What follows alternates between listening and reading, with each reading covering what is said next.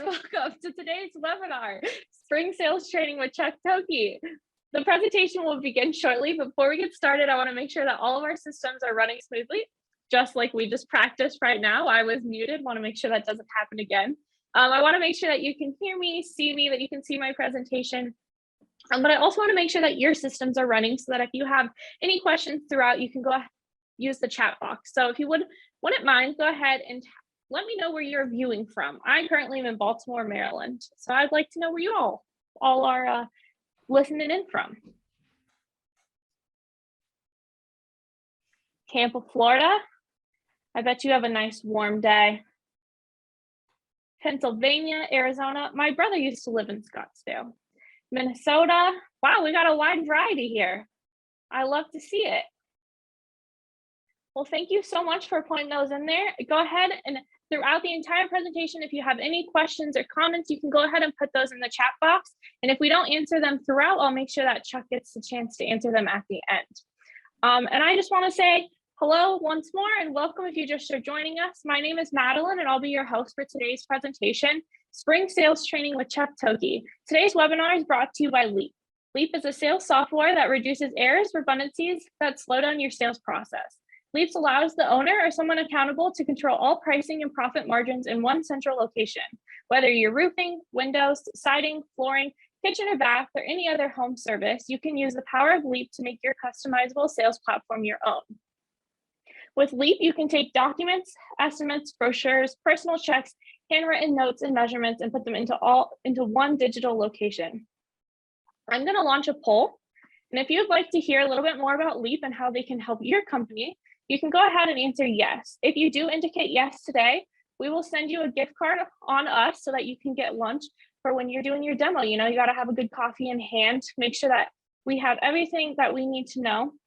And if you do say yes today, we will give you 10 extra entries into our April giveaway. The April giveaway, we're going to choose a winner April 31st. And they will be giving away 3 iPads and a one-on-one coaching session with B2B sales expert Sam Taggart. So all you have to do to get those 10 entries is request a demo and attend that demo, and we'll get you those. I'll make sure to get your name in that entries a few extra times for you. Perfect. Thank you so much for answering yes. And if you answered maybe later, you can always view our website to learn a little bit more information. And go ahead and request a demo there if you do choose to. And now to get on with why you're all here, our lovely guest host today, Chuck Thokey. I want to introduce him to you. We have Chuck Thokey. He's the sales and leadership coach, author, mentor, keynote speaker. He helps small to large improvement organizations grow their scales by as much as 50 to 80%. Chuck has experience and knowledge to meet and even exceed your revenue goals. Chuck is the VP of sales for one of the fastest growing exterior remodeling companies in Ohio, America, WeatherTECHS operations out of Cincinnati, Dayton and Columbus. He is also the CEO, founder of Top Rep and the industry leading sales training camp for sales professionals, managers, and owners. I'm going to pass it over to Chuck here so that he can go ahead and give you a presentation. I'm going to stop sharing my screen so he can come on up. Thank you so much. That was fantastic. I'm going to go ahead and I'm going to share my screen here and let's see if we can get this. There we go. So I'm going to share a little bit about myself. When we look at what I've done in the past and what I'm doing inside of the industry, we can't do it unless we share with you Top Rep, and inside of Top Rep is not only for sales reps, but also sales leaders. And that's exactly what we're going to talk about today is sales leadership. And when we look at sales leadership, you have to understand what makes sales leaders. And so I started doing sales leadership almost 20 years ago inside the mortgage space. And anybody that was doing mortgages in early 2000s, I mean, that was like the best time to do mortgages. I could mortgage your doghouse. That's how free money was. And so when we look at sales leadership, it's, I was one of the top sales leaders. When I say sales leaders, I was one of the top sales reps in the country for mortgage. And it was that moment that someone came to me and said, hey, how could I sell as much as you? How could I produce as much as you?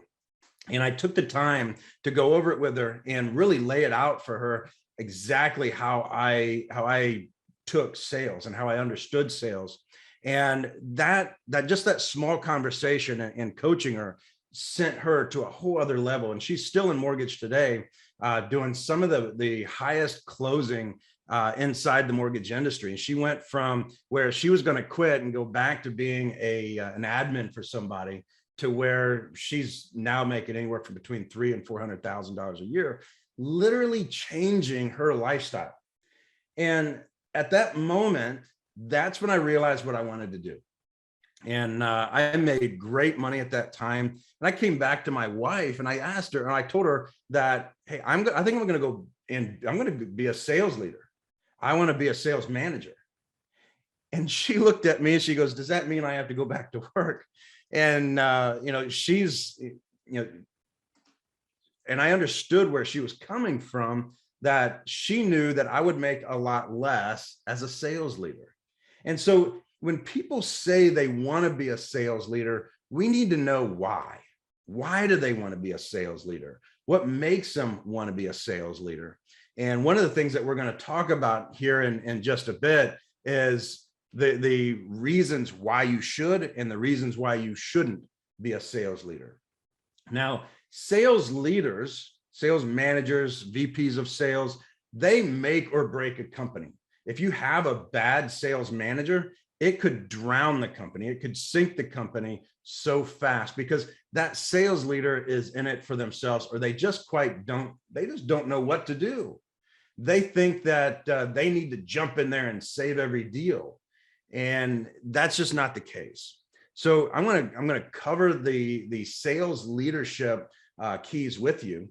But before we do that, what I want to jump into is the fact that every position in the company or every department in the company, if you want to have a great organization, you make it so that each one of them is their own company. Now, don't go in and make them all LLCs. What I'm saying is inside of marketing. So if you have your marketing department, this should be looked at as its own company.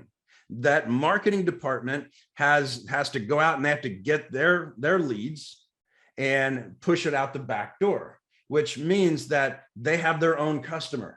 And their customer is the phone room.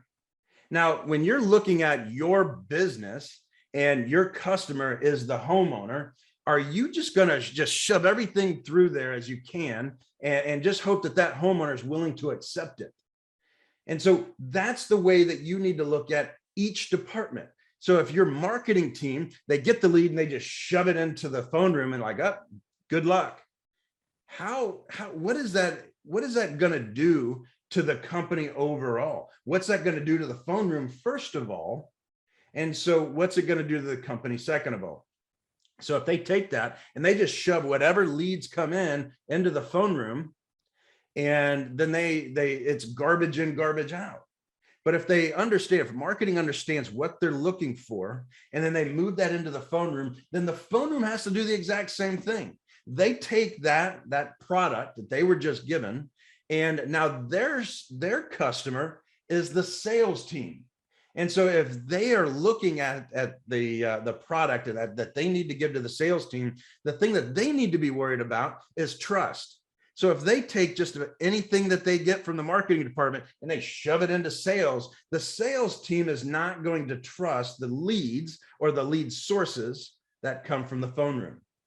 And so if they understand what needs to happen between there, then they give it to sales. Sales now has trust in each of those sales lead sources or those lead sources, so that when they're ready to give a product to production, that instead of taking it and throwing 5 roof pictures and everything they can onto the worksheet and shoving it into production, wishing them best of luck, now production has to make out what is this inside of this big garbage can that they call a deal, and trying to figure it out. So the reason why I'm going through this is that the sales leader has to be at the pinnacle of this. The sales leader needs to understand what's coming from the marketing world and what kind of product they're pushing into the phone room. And then what kind of product is the phone room pushing into sales to his team? And then he has to monitor, or she has to monitor what they're pushing into production. So if that sales manager or that sales leader understands this, that each company or each organization that they're going through, that product will be better every time it trades hands. Again, I want you to understand this, because if the sales team doesn't trust the leads and production doesn't trust the jobs that are coming out of sales, that the company, the grease just isn't going to be there. It's just the gear is just grinding as they're trying to turn. So that's one of the things that you need to look at when you're making out the avatar for a sales manager, is understanding that this is the thing that they need to understand. Now, I want to jump into when we look at sales leaders. So I travel the country, all over, the United States, Canada, and as of this year, Mexico as well. And we're going to be, or we have been looking at sales leaders as to who is a sales leader and who is not and needs to be either be replaced or we just need to train them. And so 10% of everybody that we see are rock stars. I've met some. There's one in Austin. His name's Austin. He is a sales leader for a company right there in Jackson, Mississippi. And I knew as soon as I met him that he was a rock star. And then there's some others that they're just effective. They're pretty good. So 10% are rock stars, 10% are effective, meaning I think you got what it takes and we'll get you there. You're really, really close. And that there's a phrase that I use for sales reps that can also be used in sales management, which is you are one technique away from being a superstar. Sales managers are the same. There's many of these folks that they're just one technique away from changing the entire look of their sales team. But 60% of everybody that I see, they're desperate for training. Now, when I say desperate, most of them just don't know what they don't know.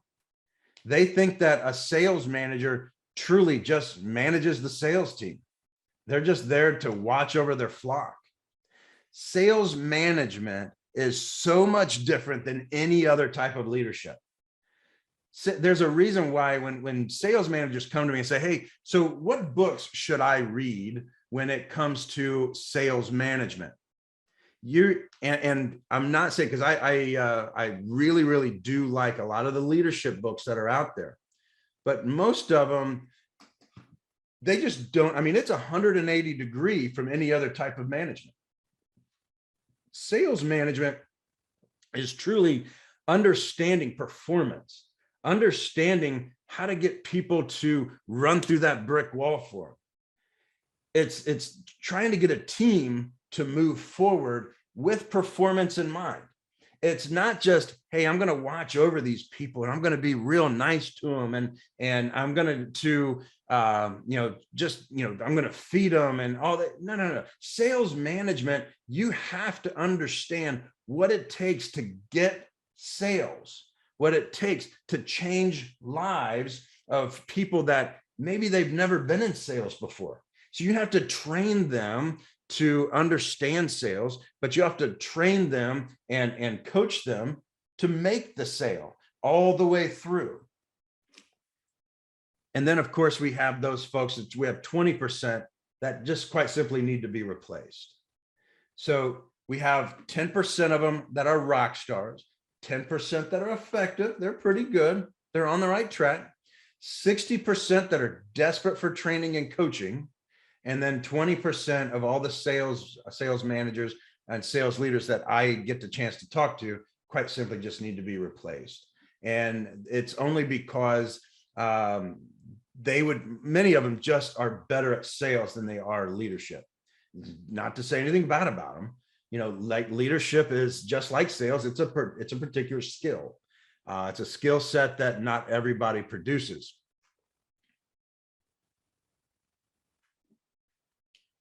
So what are the biggest leadership issues? Becoming a sales leader for all the wrong reasons. And when we're looking at a sales leader for all the wrong reasons, here's what I typically find. It's just my time. You know, you'll see it, you'll go in, you'll talk to a sales leader, and it's just their time. You know, they've been doing this for 10 years, and it's just my time to be the sales leader.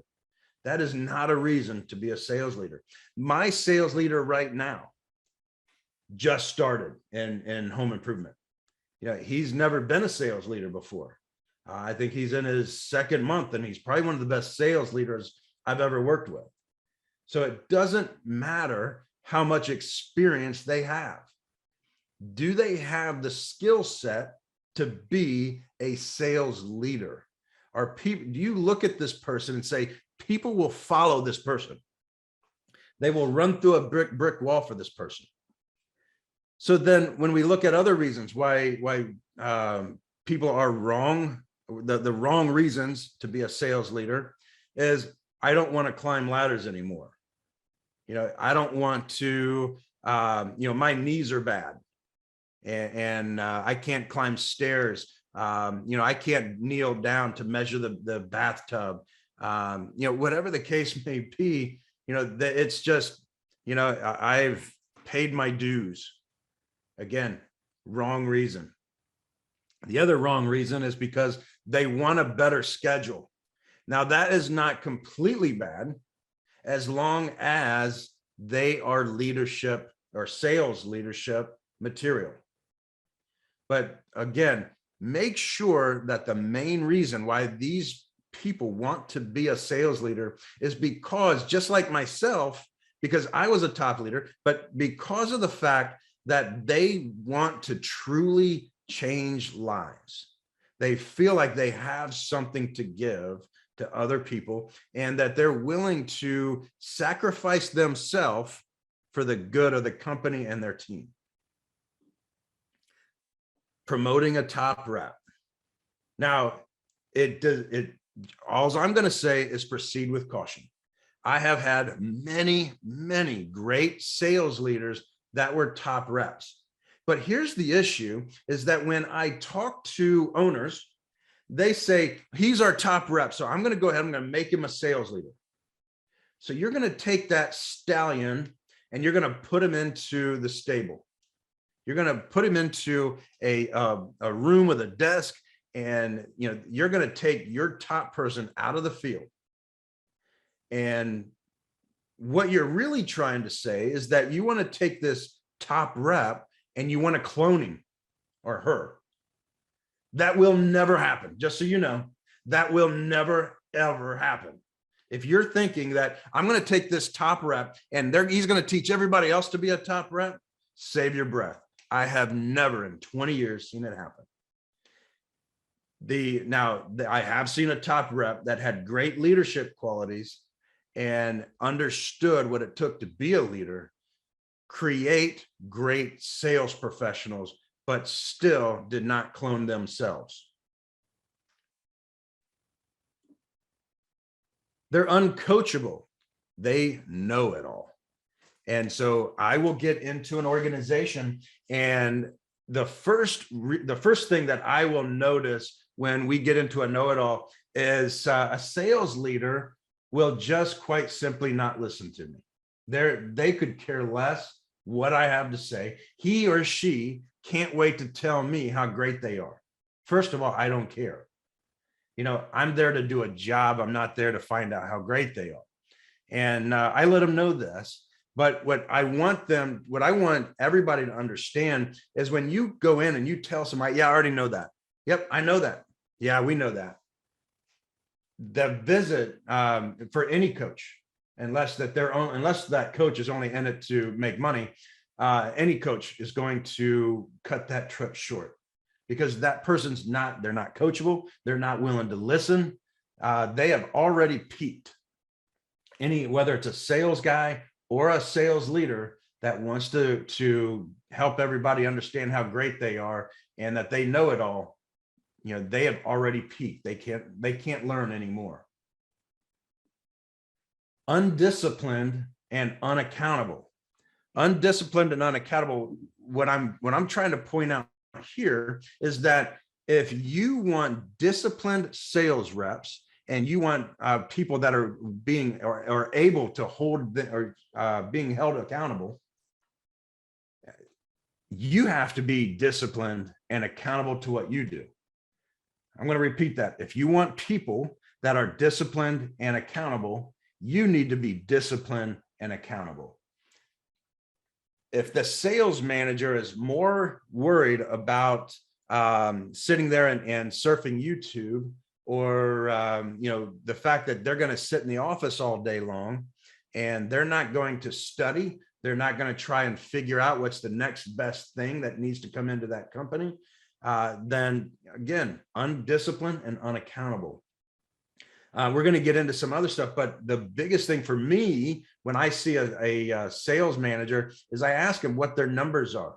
And when they tell me, or they start to look at their phone to look up their numbers, like, wait a minute. So this is the first time today that you decided you would look up your numbers. That is a bad sales leader. Somebody that doesn't know their numbers, that's their scorecard, is how many appointments. A sales manager that doesn't know how many appointments they have. I know exactly how many appointments my team has on the schedule today. I also know how many appointments are on for the next 3 days and how many needs to be put on that calendar in the next 3 days. So again, disciplined and accountable. That sales manager needs to be held accountable to the actions and the activities of their salespeople. Unable to engage their team. I have a client right now that he's having a hard time keeping sales leaders. And the issue is that he's looking for somebody that blows him away instead of looking for somebody that understands sales leadership. And so when that person that blew him away comes in front of the sales team, so now that sales leader has to get the love and respect of that sales team. And the only way they can do it is to show them how smart they are. And in which really what it does is it disengages the team. The team doesn't care how smart their sales leader is. They just want to know that he or she is on their side and as the ability or competence to lead them through the month and lead them through the year. And so they have to be able to engage that team. It's not something where they walk in and everybody cheers for joy that the new sales leader is here. You can't report the sales numbers. We've already talked about it. I've met many sales leaders that they don't know their close rates. They really don't even know what their KPIs are. We'll have to, and it's okay. I don't get totally bent out of shape when I've just met them for the first time and they don't know, because many sales leaders, they don't know what they don't know. Again, they feel like their whole job is to watch over the flock. They didn't know that their job is to watch the numbers. Now, my sales coach has always told me, don't manage by the numbers. However, inside of what we do in home improvement, things happen so fast that you have to manage by the numbers, because the numbers, for one, tell a story. Two, it keeps you on track. It's a lot like, Formula One racing, where it's not NASCAR when you're just making left turns. Formula, that's going right and left. And so the numbers are going to tell you what turn's coming up. And so you need to understand what your KPIs and what your numbers are. So let's look at the 7 keys to sales leadership. Again, know your numbers. That one's easy. What are your KPIs? Is it do you have a close rate? Do you understand what your close rate is? Maybe it's your NSLI. For me, it is my NSLI. My NSLI stands for net sales per lead issue. I go into a lot of organizations where they don't know this, but every large organization, I'm not going to name any of them, but very large conglomerate knows what an NSLI is, and they live, breathe, and die by it. And so your net sale per lead issue is your total volume or your total revenue divided by the number of appointments that you run. We like to say our qualified appointments. And that's going to give you, that's going to give you your NSLI number. Some people will even call it a slugging average. So that is your NSLI. The other numbers that I like to do drill downs. So I love my sit or my demo rate. My sit rate means, okay, so here's all the appointments I have, but how many of those appointments did my sales rep actually sit down and give a price? Did they sit down and estimate? Because that's going to tell me either my sales rep doesn't know how to work his way through the house, or it may be the fact that I need to go back to my phone room and research what type of leads are entering into the sales department. That product that went from the sales room or the phone room and entered into the sales team, I need to look at that, because I want to make sure, are we getting leads? Are we getting appointments that we can actually run? Then the next one is it could be your commission rate or your profit percentage per rep. And I don't always share that with the sales rep. A lot of times that's just for me to understand, is this guy or gal, are they discounting? Or it could be the other way around. Maybe they're always selling things at a higher price, which again is not always the best.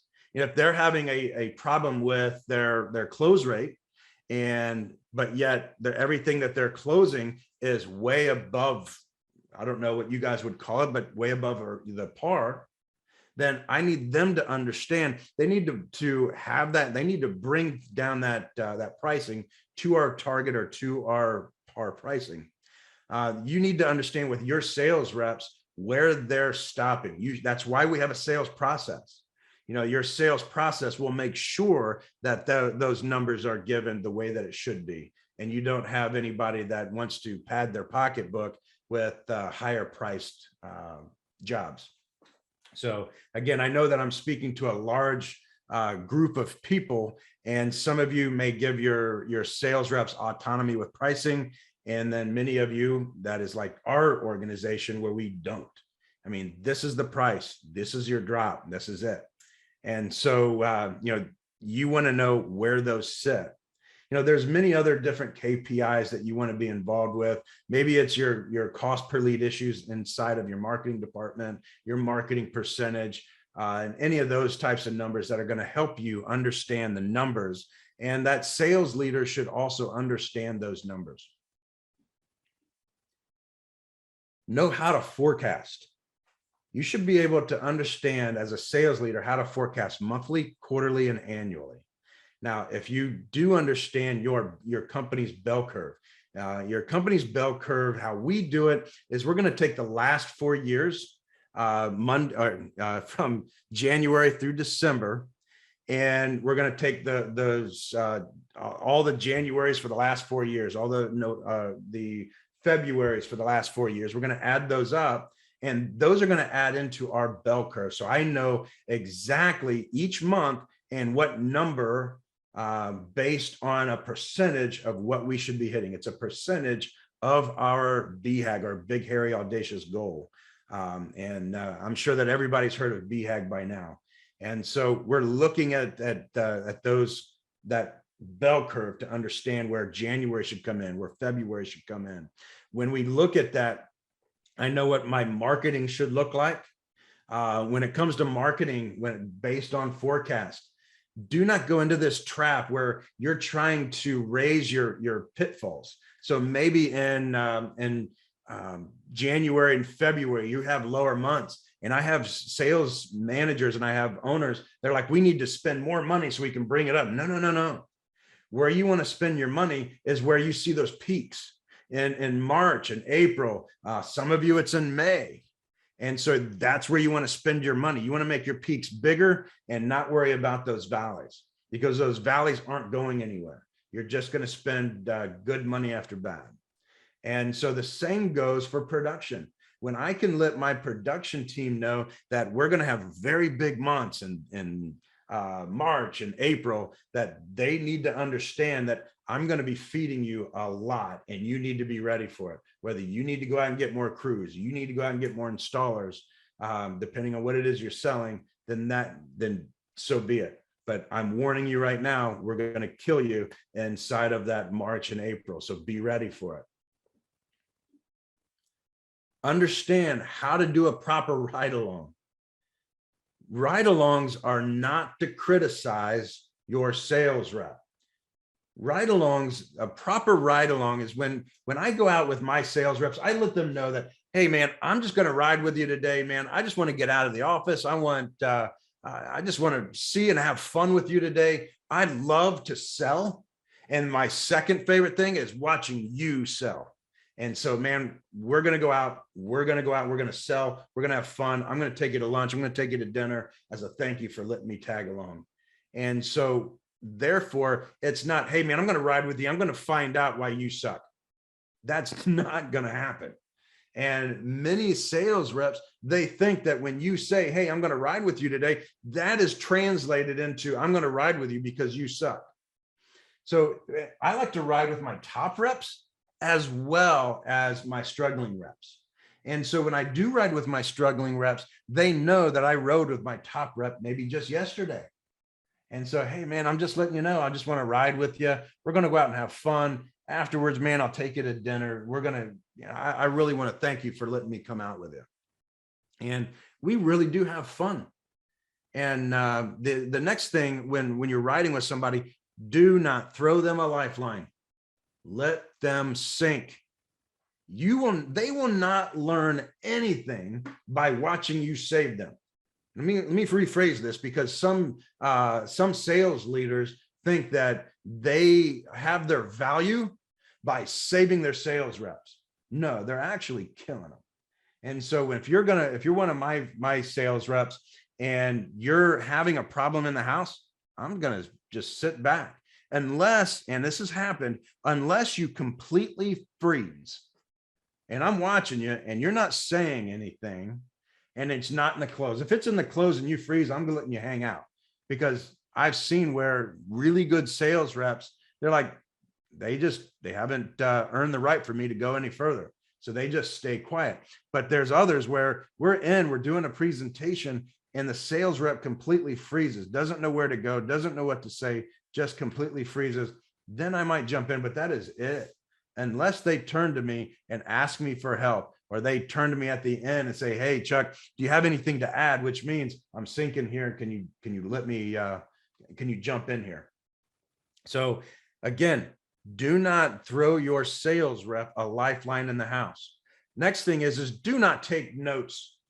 Do not take notes. I don't care if it's in the car. I don't care if it's in the house. Do not take notes.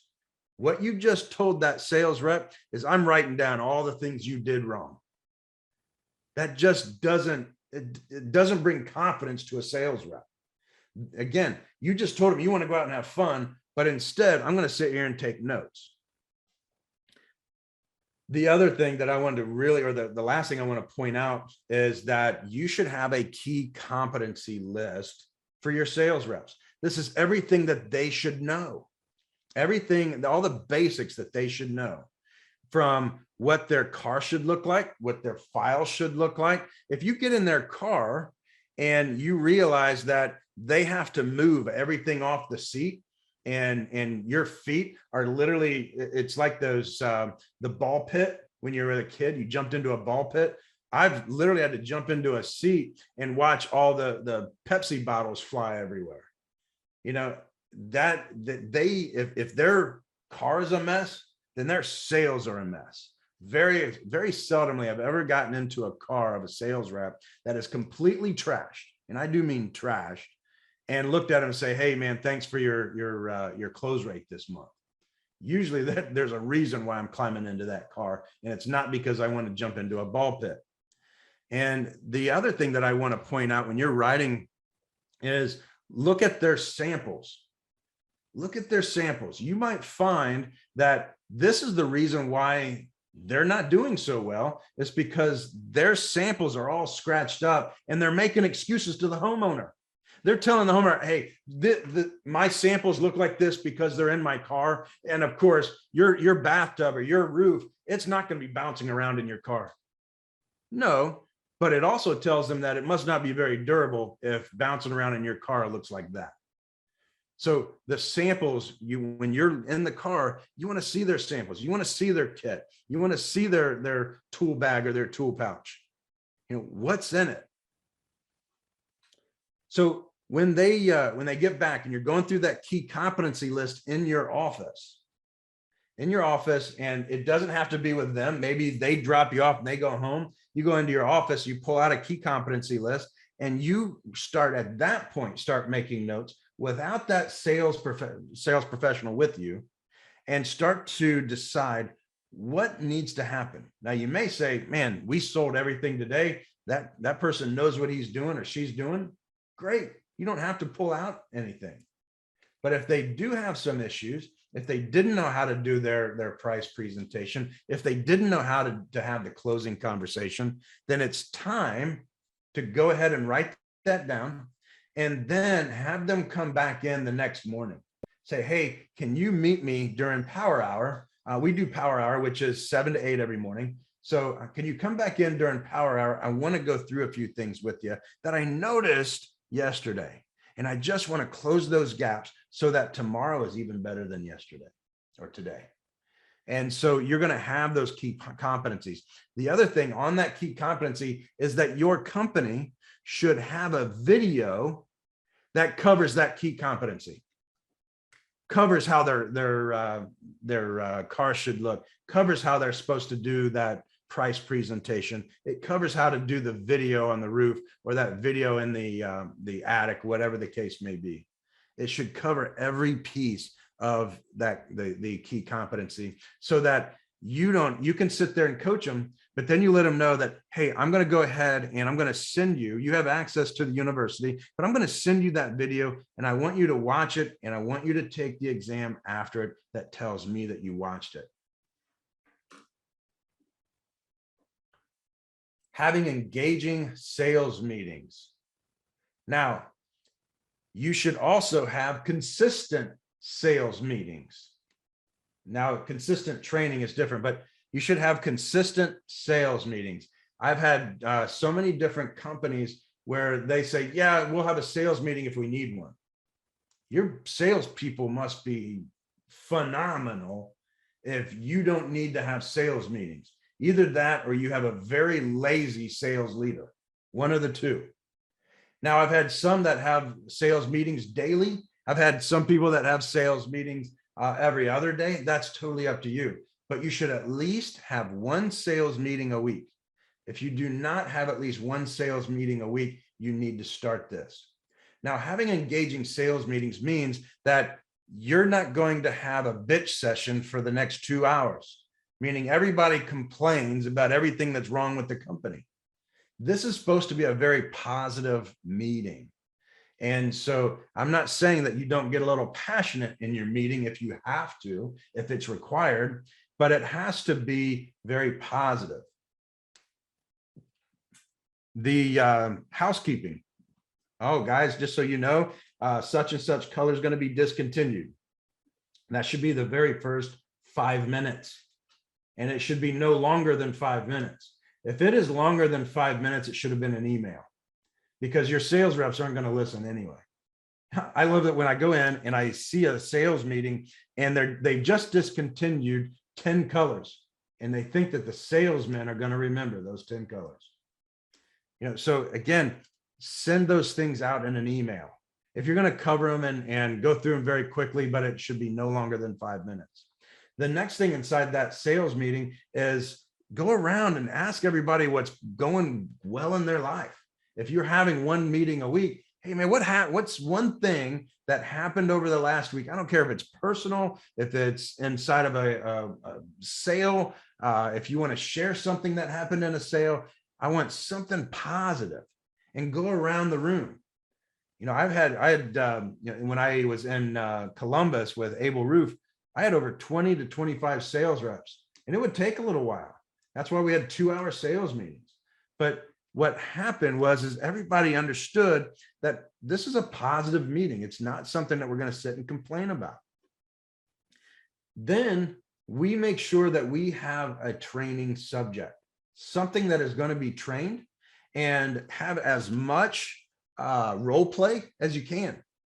If it's nothing more than making sure that you have a topics in a hat, and somebody pulls a topic out and you pick who's going to be the sales rep and who's going to be the customer. But also make sure that if you are going to have everybody do role play, that this is not a joking moment. The moment you want to come out and you want to joke, you're out of the meeting. You can go home, and I'm going to reassign your leads. You have to make sure that there is that level of respect for your meetings. There's nothing worse for me than everybody wanting to joke about, who's going to be the wife and who's going to be the husband, that kind of thing. It's like, look, we're going to have whether it's just going to be one couple or one customer, or if we're going to have a couple, whatever the case may be. But we take it seriously. We practice like we play. As Michael Jordan says, we practice like we play. And so therefore, when a sales rep, the sales rep inside of that role play wants to, let me back up. No, you say that to a homeowner. Hold on, let me go back to the beginning, and because I said that all wrong. I mean, they have to work their way through it. We also have things called pivot points, which are closing cards that we have at Top Rep that I think some of you have already bought these things, but these are everything that could possibly go wrong or be said at the end of an appointment. I need to think about it. I need to talk to my mom, dad, sister, cousin. I need to talk to my son. I need to get 3 estimates. All of these, what is your trial close? What's the reason for the inspection? All of these are inside of those. And so we're going to role play through those. But that is a sales meeting. Extreme discipline and accountability. Now, I use the word extreme discipline because if I just said discipline, then everybody would see their own level of discipline. Now, a friend of mine, Jocko Willock, seems to think that I am a little bit too disciplined. And coming from an old Navy SEAL, I almost took offense to that, because when I look at my team, they'll even tell you that I'm disciplined, but I'm not overly disciplined. But I do expect a lot from my sales reps.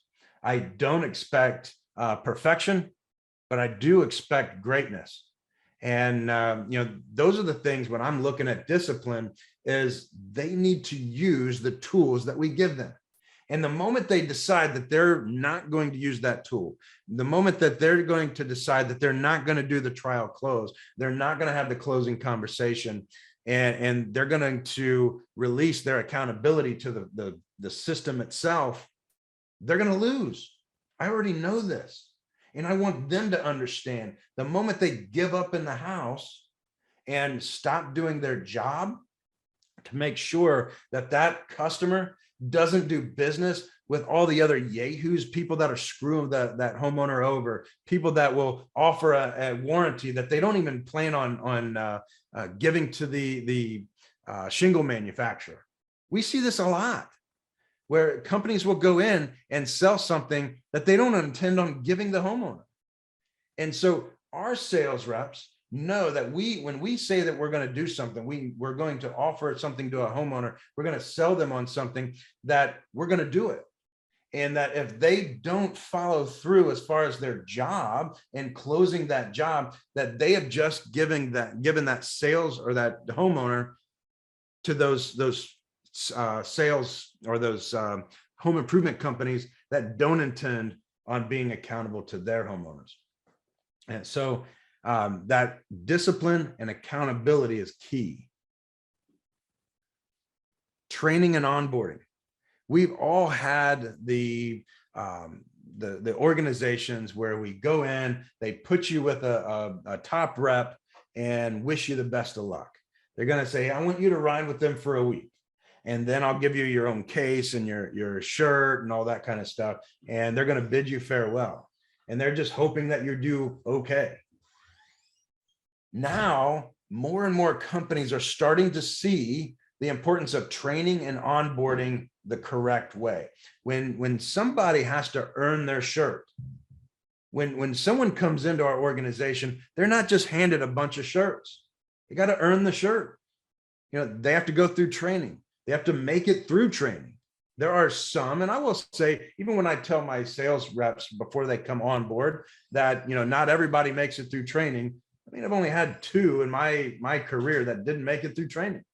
You know, that sometimes they just don't get it, or they realize that this just isn't for them. And so they have to make it through training. They have to understand what we're doing and be able to role play so that, you know, they know for when they're ready to run their first appointment and sell their first job, that they know what they're doing. So they need to be trained and onboarded correctly. Get buy-in for your team. Now, I'm going to jump to the next to help you understand buy-in. So getting buy-in, so my career for the last 7 years has been going into companies, whether it's coaching that company or actually coming into it myself and turning that company around, or taking an already great company and making them better, is I need to get buy-in. You can't just come in and say, hey guys, we're going to do this and expect everybody to go, yay. You know, that does no. If you want to know what's really happening, go to the meeting after the sales meeting. And we all know what that means. It's that little huddle that happens outside in the parking lot. That's the meeting you wish you were in on, because that's where the real discussion is being made. And so, you know, you need to get buy-in so that that meeting after the meeting doesn't happen. And so when we look at buy-in, you have to manage your team by the activity, not the results. And I want you to write this down. It's the most important thing that you hear on this webinar, is that you manage your team through their activity, not their results. If you wait to the end of the month and then you want to yell at a sales rep or get hard with a sales rep, you might as well save your breath. Because once they not hit their goal and you want to discipline for them not hitting their goal, it's just like telling them you did a bad job. I just don't know why. Or, you know, if you ask a sales rep, why do you think that you suck? That's really what you're asking them. Why do you think that you didn't hit your goal? I hear this all the time. And a sales rep is going to tell you exactly what you want to hear, or they're going to blame it on the leads. Well, if you just gave me some good opportunities. So manage their activity. They need to be managed by their activity. Here's what I mean by this. For roofing, you know, how are they doing their proper inspection? Are they getting their first impression? You know, going into their entry and warm-up statement? Are they helping the homeowner understand what's going to happen today? Are they doing their presentation the way that they're supposed to, or are they just doing the pages they like to do? Are they making sure that the guarantee is the way that it's supposed to be done? You know, if you know, are they sorry, I'm losing my train of thought, but are they doing their close right? Are they, you know, having the conversation, the closing conversation? These are things that you need to know. And you need to know that if they know it, and are they using it in the field? So therefore, you're managing their activity. when I figured this out, this is when people say, hey, Chuck, how can you take an organization from 6 million to 14 million within 6 months? Because I'm working the system, but I'm holding my sales reps to the activities. I don't even know what their results are. Well, I do, but I'm focused more on my KPIs and the activities of my sales team than I am the end result of at the end of the month. Here's what, so the sales managers that, they want to rejoice at the end of the month. These are sales managers that didn't know what was going on during the month. They're too busy running appointments, which they, depending on how big your company is, they shouldn't be doing anyway. If they are running appointments, they need to have other sales reps with them. Now, if you're a very small company, you probably have to have your sales manager running those appointments. But again, manage the activity. Then we want to make sure that your sales reps are disciplined enough to follow the process or to follow those activities. Then we look at the results. So once we manage the activities, go through make sure they're disciplined, we see the results. That's when that sales rep starts to buy in. They have the belief that what you're teaching them, what they're supposed to be doing, and the results give them exactly what they want. That's where you get buy-in. So let's take a look at the sales rep matrix. So we look at attitude and skill. Your sales reps, and I want you to go ahead and write this down and just these quadrants. And after this call, I want you to put your sales rep's name in one of these quadrants. Billy might be in yellow, Bobby might be in orange, whatever. But the attitude, do they have a really good attitude? You really want to be around them, or they have a poor attitude, they're always complaining. And then skill, they know exactly what they're supposed to be doing. And they do it very well. They're a very high performing rep, or they have no idea what we do. Their sales skill is in the toilet. They can't seem to sell their way out of a brown paper bag, that kind of thing. So you have your skill and your attitude. So let's say that they have a poor attitude and really they're not getting any better. Their skill is in the toilet. This is easy. Get rid of them. Now, if you're sitting here and you just wrote somebody's name in red and they've been there for months, why? Why are you stringing this person on? They could be successful someplace else, and instead they're being unsuccessful with you. Now, let's say they have a great attitude. They're a joy to be around, but their skill is just, we can't seem to get them up. You want to coach and train them. You want this person to be here, and you just need to work with them on their skill. Remember, you cannot train attitude. You cannot take somebody from a good attitude to a better attitude. Now, they can take themselves from a bad attitude to a good attitude, but you can't do that. Now, let's say they have a great attitude and they're a good skill. This is your rock star. Now, make sure you do not put this person on a pedestal and tell them how great they are. You pet them and tell them, hey, you're doing a great job, man. Keep it up, or whichever. Let them know that you appreciate them, but don't overly appreciate them. Once you put them on that pedestal, you just killed them and they might as well find something else to do. So appreciate your rock stars. But here's where things get a little sticky.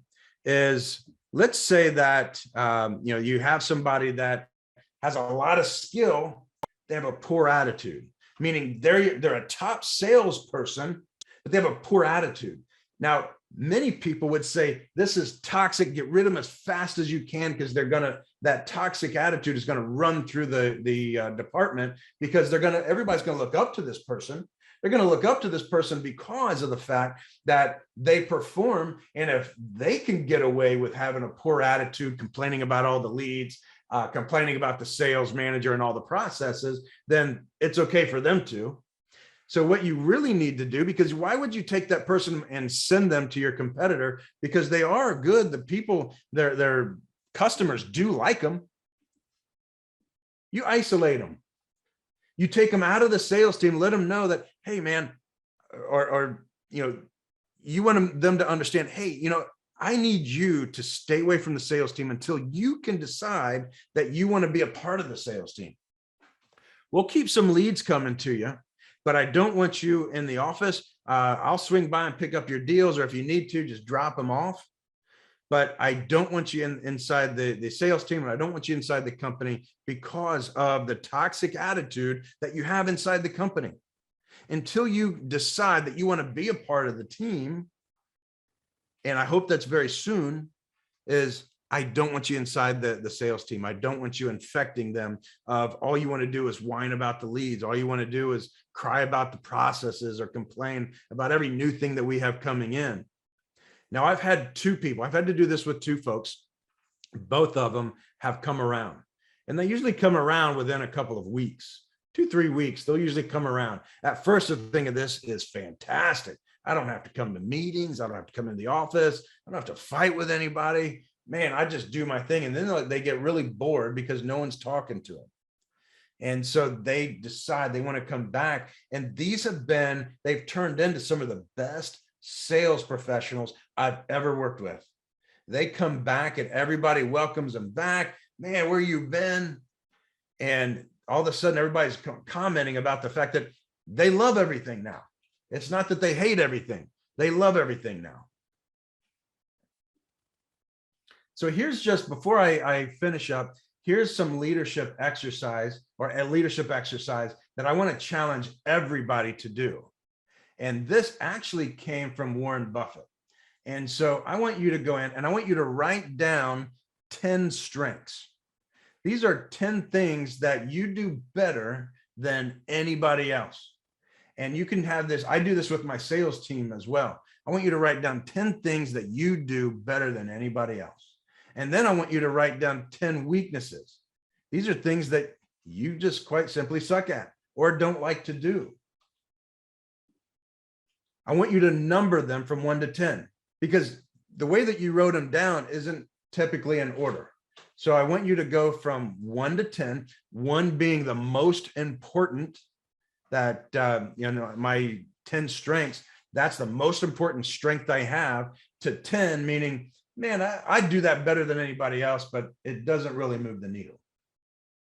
And then, of course, listing my 10 weaknesses, that big weakness, that one thing that holds me back from something, all the way to the weakness that, it's not that big a deal. I want you to go ahead and number those. Then I want you to circle 1, 2, and 3 in each category. So you're going to circle your top 3 strengths and your top 3 weaknesses. So in your top 3 strengths, I want you to teach and train others those strengths. And you're going to take those strengths for you and you're going to compound them, because when you teach somebody something, this is why in Top Rep, all the black shirts, which is the top 10 sales reps from every event, because it is a competition. So we take the top 10 sales reps, we give them black shirts, and we welcome them back for free from any event so that they can teach other reps. And so what that does is it takes the fact that they know what they're doing and compounds it. And then we do the same thing with the top 3 weaknesses, is who inside your organization knows how to do that. But these are the top 3 weaknesses that you're going to work on for the next 12 months to take them from a weakness and turn them into a strength. Everybody, I had a great time with you, and I can answer some questions if we have any time left. But I want to thank everybody for being a part of the webinar.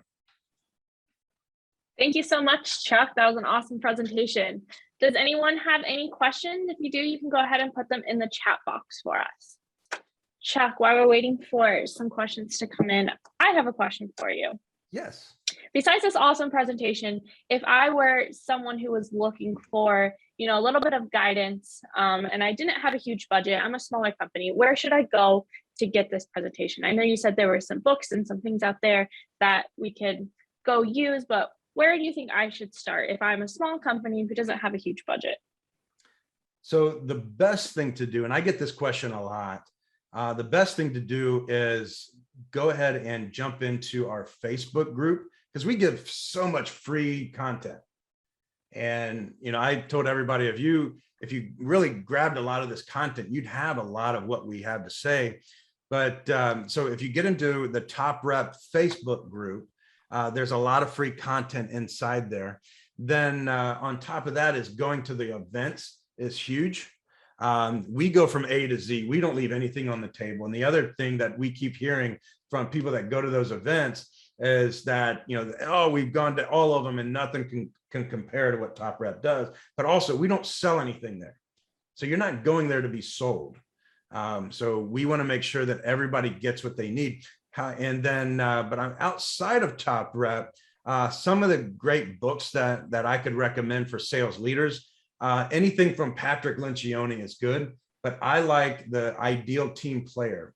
So when I'm hiring somebody, I look at Humble, Hungry, and Smart. Humble, Hungry, and Smart, when I'm interviewing somebody, is this person in front of me, are they humble? Is it all they want to do is talk about how great they are and how much they're going to do for me? You know, that's not humble. Hungry is the fact that, hey, I just want a better life for my family. You know, I want to continue to grow. That's hungry. You know, it's never enough. People where life is just never enough, that's hunger. And then smart.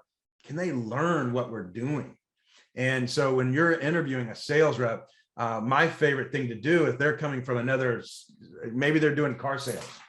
Look, sell me a car.